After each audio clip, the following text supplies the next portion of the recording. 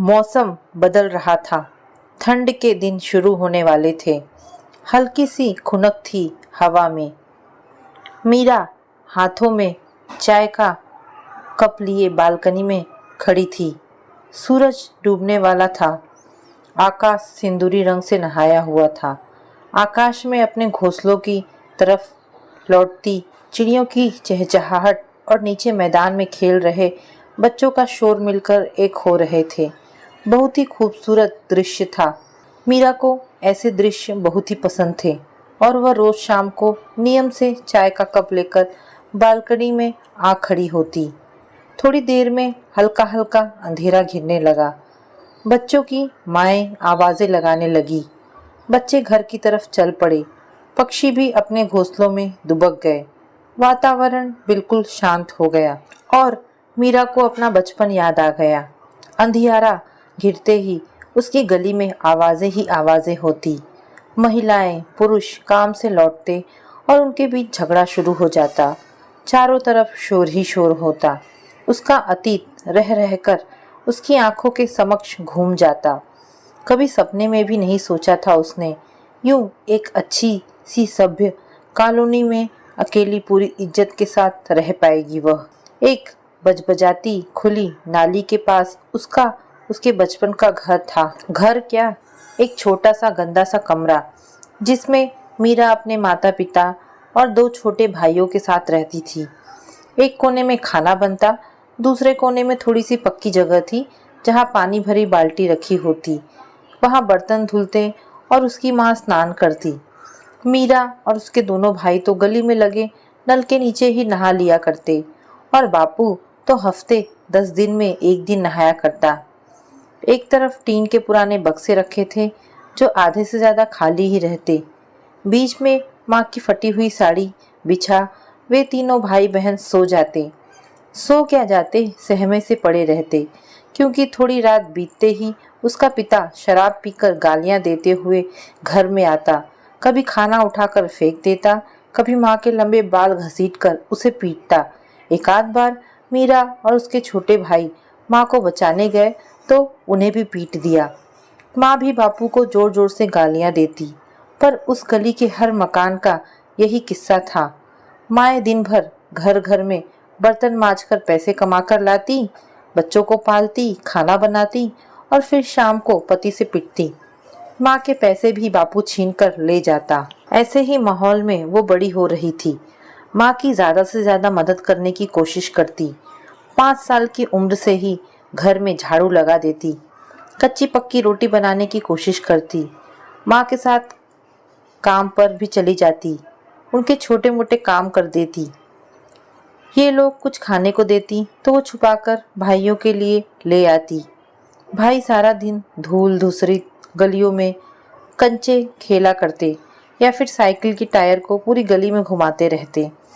जैसे तैसे दिन कट रहे थे। वह 8 या 9 साल की थी जब कहर टूट पड़ा उस पर। एक दिन बापू माँ को पीट रहा था। माँ भी गालियां दे रही थी। बस उस दिन पता नहीं बापू को क्या हो गया। उसने बगल में रखा केरोसिन तेल का डब्बा उठाया और माँ के ऊपर डालकर आग लगा दी। माँ चिल्लाने लगी।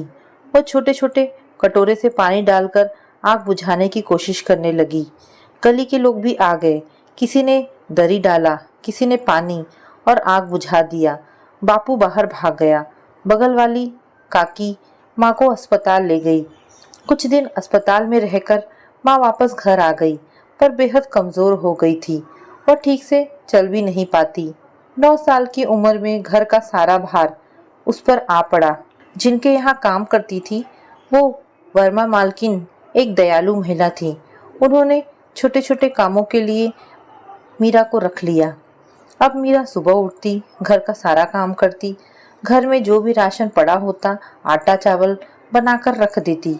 कभी कभी कुछ भी नहीं होता तो बगल के बनिए की दुकान से उधार डबल रोटी लाकर रख देती।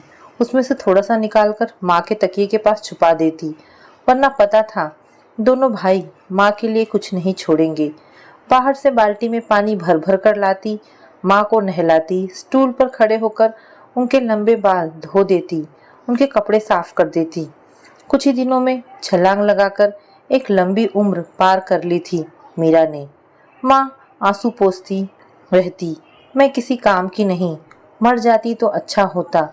वो भी साथ में रोने लगती तो माँ चुप हो जाती। इतना काम करने के बावजूद भी वो खुश रहती क्योंकि घर में शांति थी। बापू पुलिस के डर से उन्हें छोड़कर भाग गया था।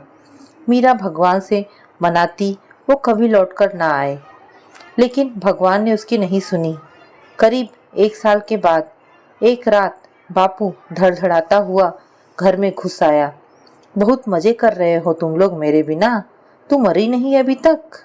कितना कमाती है तेरी बेटी, ला पैसा ला। इतनी छोटी उम्र में इतना काम कर रही है, पूरा घर संभाल रही है, उसे तो छोड़ दे, माँ ने कराहते हुए कहा।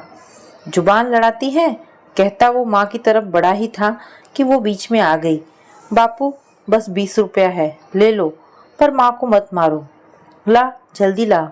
और वो थोड़ी सी जमा पूंजी बापू लेकर चलता बना। माँ जो थोड़ी ठीक होने लगी थी, सब्जी काट देती, चावल बीन देती, किसी तरह खिसक कर दरवाजे के पास बैठने लगी थी। बापू के आने के बाद फिर से बीमार पड़ गई। वर्मा मालकिन को बताया तो वे कहने लगी, सदमा लग गया है तेरी माँ को, डर गई है बापू को देखकर। माँ की सेहत दिन पर दिन गिरती गई। उसने खाना पीना छोड़ दिया और एक दिन उसकी मौत हो गई।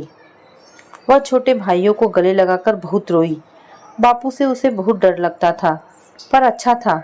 बापू दिन भर गायब रहता, देर रात घर आता और थोड़ी बकझक के बाद शराब के नशे में सो जाता। उसने अब 1-2 और घरों में काम करना शुरू कर दिया।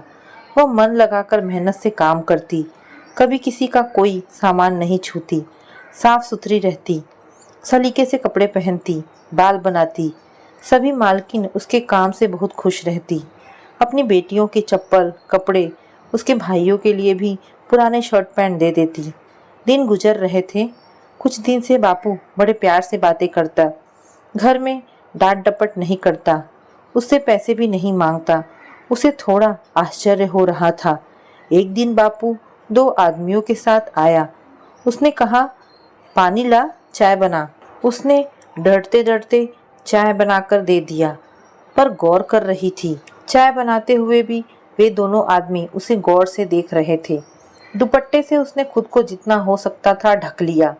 उसे लगा बापू शायद उसकी शादी करने की सोच रहा है। वो तो कभी नहीं करेगी शादी। उसे कमाकर पैसे नहीं लाने और पति से मार नहीं खानी। उसकी बिरादरी में सब ऐसा ही करते हैं। चाय पीने के बाद बापू उन आदमियों के साथ बाहर चला गया।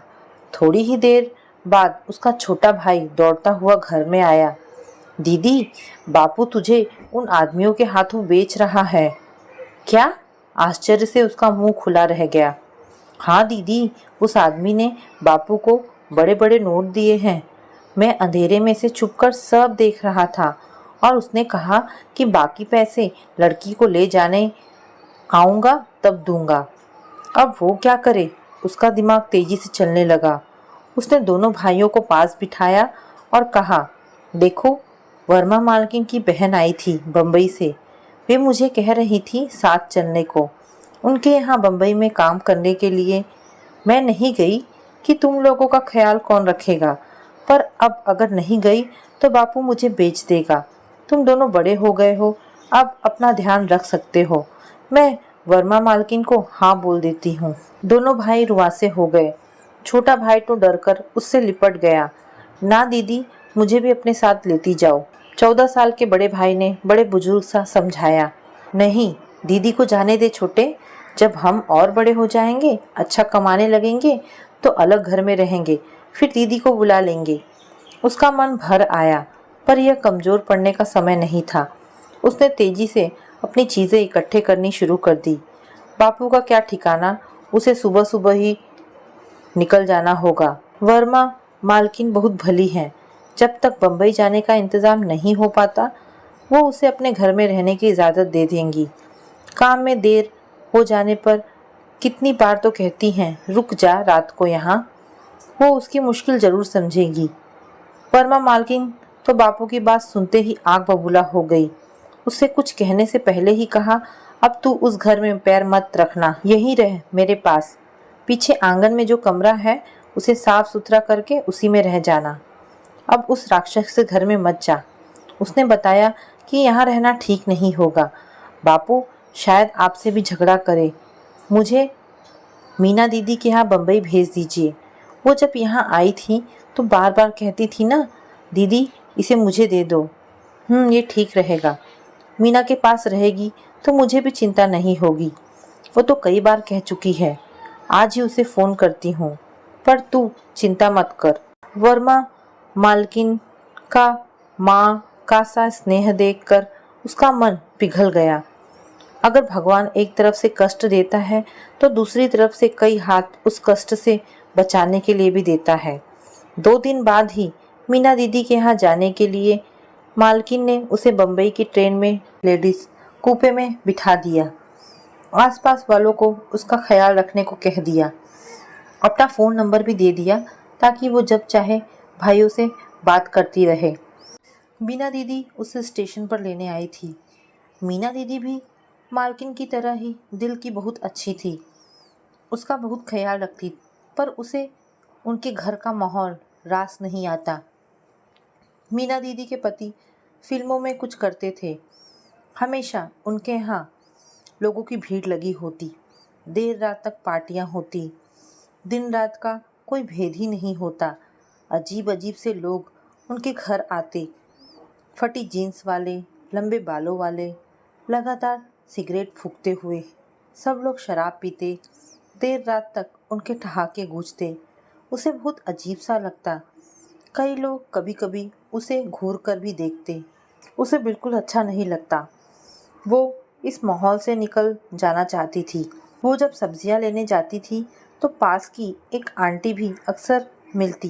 वो उससे बड़े प्यार से बातें करती और एक दिन उसने अपने मन की उलझन उनके सामने रख दी और पूछ लिया, आप मुझे कहीं और काम दिलवा दीजिएगा। उन्होंने उसकी समस्या समझी और कहा कोशिश करेंगे। और 1 हफ्ते बाद ही वे रास्ते में उसके इंतज़ार में ही खड़ी थी। उनकी एक सहेली को पूरे दिन के लिए एक लड़की चाहिए थी। सहेली और उसके पति दोनों नौकरी करते थे। उनकी एक छोटी 8 साल की बेटी थी जिसकी देखभाल के लिए उन्हें कोई अच्छी सी लड़की चाहिए थी। आंटी बार बार अपनी सहेली के अच्छे स्वभाव की बात कर रही थी। मीरा को भी ऐसा ही शांत माहौल चाहिए था। इस घर में आकर उसे बहुत अच्छा लगा। श्रेया प्यारी सी शांत सी लड़की थी। लड़की की माँ, जिन्हें वो रीता दीदी कहा करती थी, वे भी मीठा बोलने वाली थी। किसी बात पर डांटती नहीं। घर का सारा भार उसे सौंप दिया था। वे सुबह सुबह ऑफिस चली जाती, शाम में घर वापस आती। पूरे घर की जिम्मेदारी मीरा की ही थी। अब वह भी बहुत मन लगाकर काम करती। रीता दी भी उसके काम में मीन मेख नहीं निकालती। उसे अपनी बेटी जैसा ही मानती। बेटी के लिए चॉकलेट आइसक्रीम लाती तो उसके लिए भी लाती। शनिवार रविवार जब उनकी छुट्टी रहती तो घर के कामों में हाथ बटाती। रीता दी के पति अपने काम से मतलब रखते, अखबार पढ़ते, फ़ोन पर बात करते या फिर कंप्यूटर पर काम करते रहते। वे अक्सर टूर पर भी जाया करते। 2 साल के बाद रीता दी का ट्रांसफ़र एक छोटी सी जगह पर हो गया।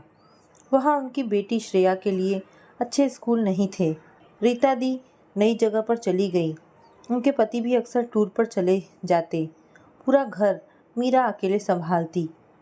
रीता दी पूरे घर के खर्च के पैसे उसके हाथों में दे देती। मीरा एक एक पैसे का हिसाब रखती, घर की देखभाल करती, श्रेया का ख्याल रखती। मीरा बहुत निडर और हिम्मती भी थी। किसी से नहीं डरती। एक बार बिल्डिंग के वॉचमैन में कुछ छींटाकसी की उस पर। मीरा ने वहीं चप्पल निकाली और 2 चप्पल लगा दिए। पूरे इलाके में यह बात फैल गई। अब आसपास की बिल्डिंग के वॉचमैन, ड्राइवर सब उससे डर कर रहते। वो नीचे सब्जी भी लेने भी जाती तो सब उससे सहम कर नज़रें नीची करके बात करते। मीरा भी यह दिखाने के लिए कि वह किसी से नहीं डरती, सबसे बहुत रूखे स्वर में बात करती। मुश्किल ये हो गई कि यह उसकी आदत में शुमार हो गया। अब वह घर वालों से भी रूखा ही बोलती, खुद को घर की मालकिन समझती, क्योंकि रीता दी महीने में एक बार ही आती। घर के सारे निर्णय वही लेती, कौन से पर्दे लगेंगे, कौन सी चादर बिछेगी, कौन सी चीज़ कहाँ रखी जाएगी। रीता दी को ये सब अच्छा नहीं लगता, पर उसकी ईमानदारी, काम के प्रति लगन, अपना घर समझकर काम करना, पूरी जिम्मेदारी उठाना, श्रेया को बहुत सारा प्यार देना, ये सब देखकर वे चुप रहती। अब मीरा के पास काफ़ी समय रहता। श्रेया ने उसे पढ़ना लिखना सिखाना शुरू किया। उसे भी पढ़ने में बहुत दिलचस्पी हो गई। जरा सा भी खाली वक्त मिलता तो वह किताबें लेकर बैठ जाती। श्रेया भी अच्छी टीचर थी, उसे बहुत मन से पढ़ाती। स्कूल जाती तो उसे होमवर्क देकर जाती, और अगर वो होमवर्क नहीं करती तो उसे सज़ा देने के लिए श्रेया खुद खाना नहीं खाती। फिर उसे श्रेया का घंटों मनुहार करना पड़ता। अब वो जल्दी से घर का काम ख़त्म कर होमवर्क करने लगी। धीरे धीरे वह अंग्रेजी के कॉमिक्स, चंदा मामा, चंपक से शुरुआत कर पत्रिकाएं, अखबार सब पढ़ने लगी। श्रेया के साथ अंग्रेजी के प्रोग्राम देखते हुए वो अच्छी तरह अंग्रेजी समझने लगी। श्रेया भी उसे सिखाने के लिए उससे ज़्यादातर अंग्रेजी में ही बात करती। अब मीरा बाहर जाती तो अंग्रेजी में ही बोलने की कोशिश करने लगती। रीता दी की सहेलियां या उनके पति के दोस्त घर आते तो उसे देख दंग रह जाते। कई लोग तो उसे घर का सदस्य ही समझ लेते।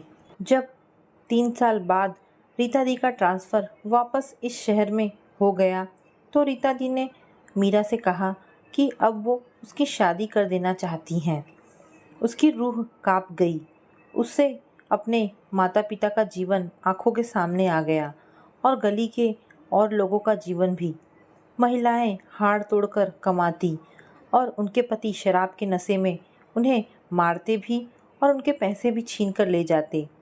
उसे नहीं चाहिए थी ऐसी ज़िंदगी, और उसने रीता दी से साफ कह दिया उसे शादी नहीं करनी। अगर वे उसे नहीं रखना चाहती तो वह दूसरी जगह कोई काम देख लेगी, पर आजीवन शादी नहीं करेगी। ये उसका अंतिम फैसला है। रीता दी ने उसकी बात मान ली। मीरा बीच बीच में अपनी मालकिन के यहाँ फ़ोन करके भाइयों का हालचाल लेती रहती। पता चला दोनों भाई एक कारखाने में नौकरी करने लगे हैं और पिता से अलग रहते हैं।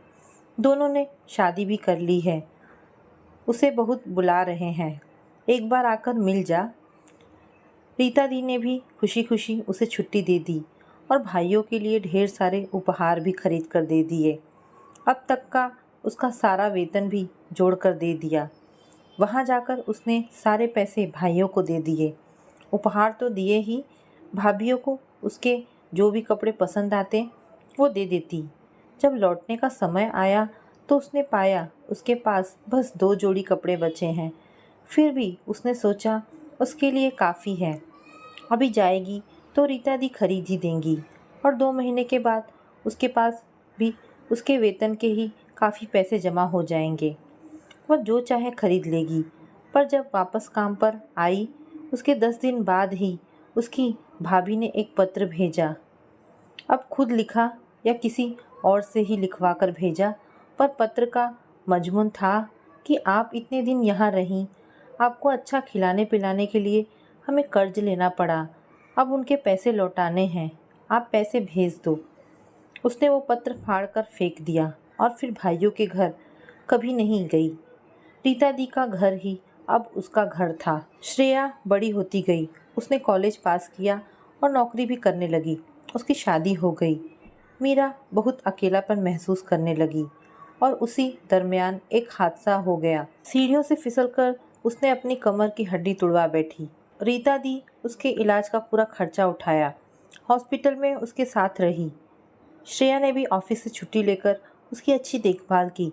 घर पर भी उसे पूरा आराम दिया, पर पूरी तरह ठीक होने के बाद भी अब वह पहले की तरह काम नहीं कर पाती, झुक नहीं पाती, जल्दी जल्दी काम नहीं निपटा पाती। मीरा को बहुत बुरा लगने लगा। उसे लगने लगा वो रीता दी पर बोझ बन गई है। मीरा बार बार उनसे मिन्नतें करने लगी कि अब उसे छुट्टी दे दे।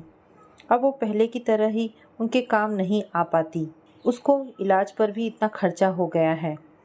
वो कहीं और काम करके अपना जीवन गुजार लेगी, उन पर बोझ भी नहीं बनना चाहती। पर उसने नाजुक वक्त में रीता दी की गृहस्थी संभाली थी, उनकी अनुपस्थिति में उनकी बच्ची की प्यार से देखभाल की थी। ये वो नहीं भूल पाई थी और उन्होंने एक छोटा सा फ्लैट खरीदकर मीरा को रहने के लिए दे दिया। श्रेया और रीता दी ने फ्लैट में सारा सामान भी जुटा दिया, उसे हर महीने खर्च के पैसे भी देती। श्रेया की गोद में एक नन्हा मुन्ना भी आ गया। मीरा रोज श्रेया के घर जाकर उसके बच्चे को देखभाल करती, घर के कामों में हाथ बटाती, पर यह सब वह अपनी खुशी से करती। उस पर किसी किस्म की बाध्यता नहीं थी। इस छोटे से घर में वो अब अपनी मर्जी की मालकिन थी। चाय कब की ख़त्म हो चुकी थी, बाहर अंधेरा घिर चुका था। मीरा सोचने लगी, कितने भी कष्ट आए जीवन में, अगर अपने कर्म अच्छे रखो तो अच्छे लोगों का साथ मिल ही जाता है।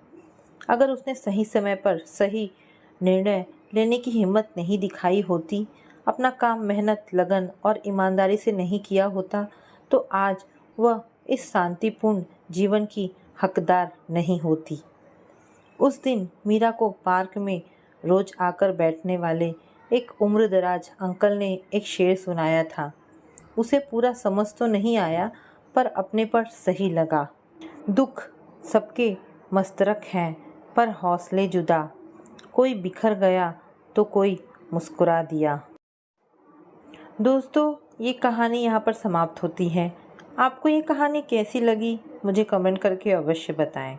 धन्यवाद दोस्तों।